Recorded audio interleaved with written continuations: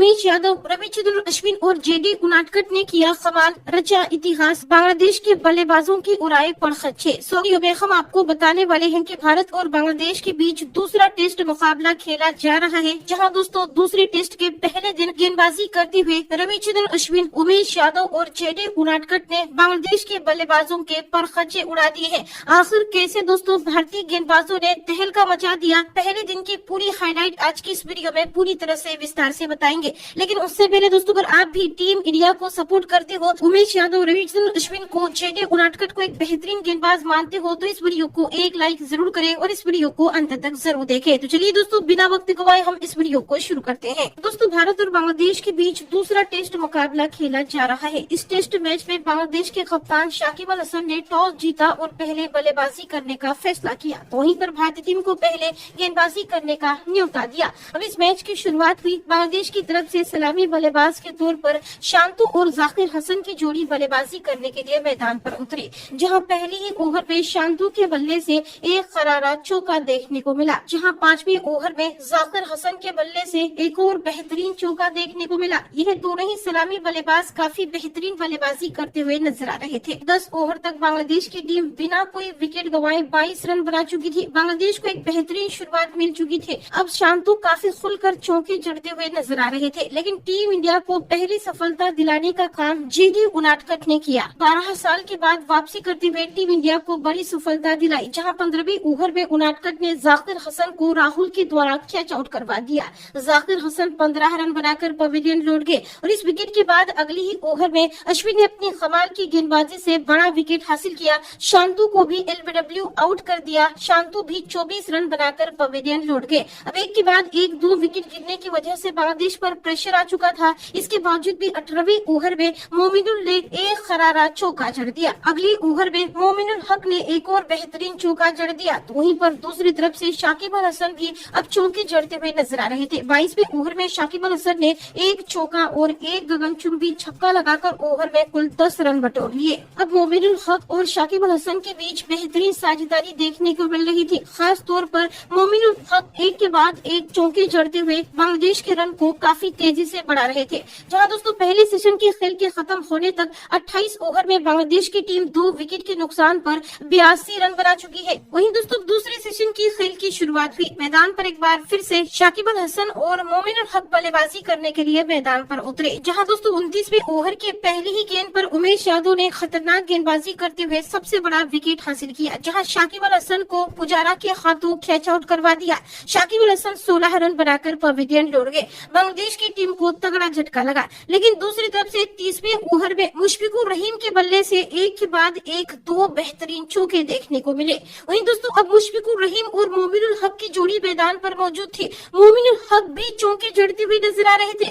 एक बार फिर से इन दोनों ही खिलाड़ियों के बीच अच्छी साझेदारी पनपते हुए नजर आ रही थी, लेकिन दूसरी छोर से रविचंद्रन अश्विन काफी कसी हुई गेंदबाजी करते हुए नजर आ रहे थे। जहां दोस्तों 38वें ओवर में मुशफिकुर रहीम के बल्ले से एक बार फिर से खतरनाक बल्लेबाजी देखने को मिली। इस ओवर में अश्विन को मुशफिकुर रहीम ने एक के बाद एक 3 बेहतरीन चौके लगाकर ओवर में कुल 14 रन बटोर लिए। वहीं दोस्तों अगले ही ओवर में मोमिनुल हक ने भी खतरनाक बल्लेबाजी करते हुए एक के बाद एक 2 शानदार चौके लगा दिए। मुशफिकुर रहीम और मोमिनुल हक भारतीय टीम के गेंदबाजों की जमकर पिटाई करते हुए नजर आ रहे थे, लेकिन दोस्तों इस साझेदारी को ब्रेक करने का काम 12 साल के बाद वापसी कर रहे जेडी उनादकट ने किया। उनादकट ने एक बार फिर से बेहतरीन गेंदबाजी करते हुए मुशफिकुर रहीम को ऋषभ पंत के हाथों कैच आउट करवा दिया। एक्सीलेंट डिलीवरी डाल दी, जहां दोस्तों मुशफिकुर रहीम 26 रन बनाकर पवेलियन लौट गए। लेकिन दूसरी छोर पर खड़े मोमिनुल हक ने 43वें ओवर में एक के बाद एक 2 शानदार चौके लगाकर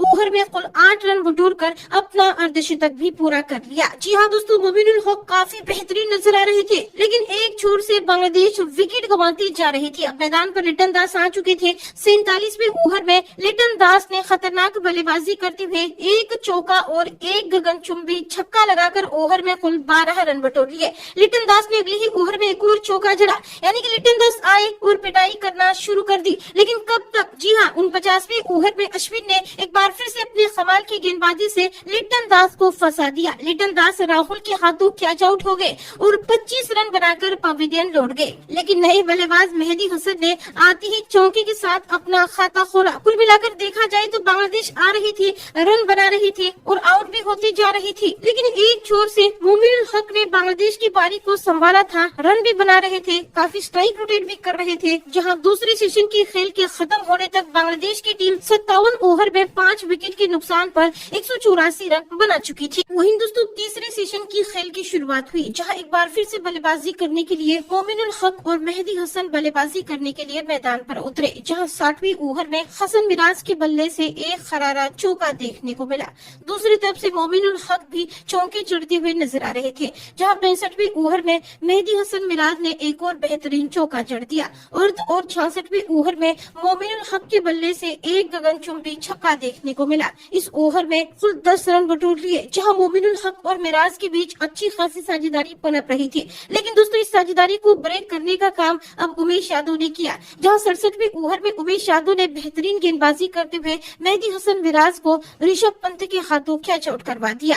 जहां मेहदी हसन 15 रन बनाकर पवेलियन लौट गए और अब से विकेटों का सिलसिला शुरू हुआ। 69वें ओवर में उमेश यादव ने एक बार फिर से अपनी बेहतरीन गेंदबाजी से नूरुल हसन को भी एलबीडब्ल्यू आउट कर दिया। जहां दोस्तों नूरुल हसन 6 रन बनाकर पवेलियन लौट गए और तो और दोस्तों बांग्लादेश की टीम काफी दबाव महसूस कर रही थी। अब दोस्तों उमेश यादव ने एक बार फिर से अपनी बेहतरीन गेंदबाजी से तस्कीन अहमद को भी कैच आउट करवा दिया। उमेश यादव ने तस्कीन अहमद को 1 रन पर आउट करके पवेलियन भेज दिया।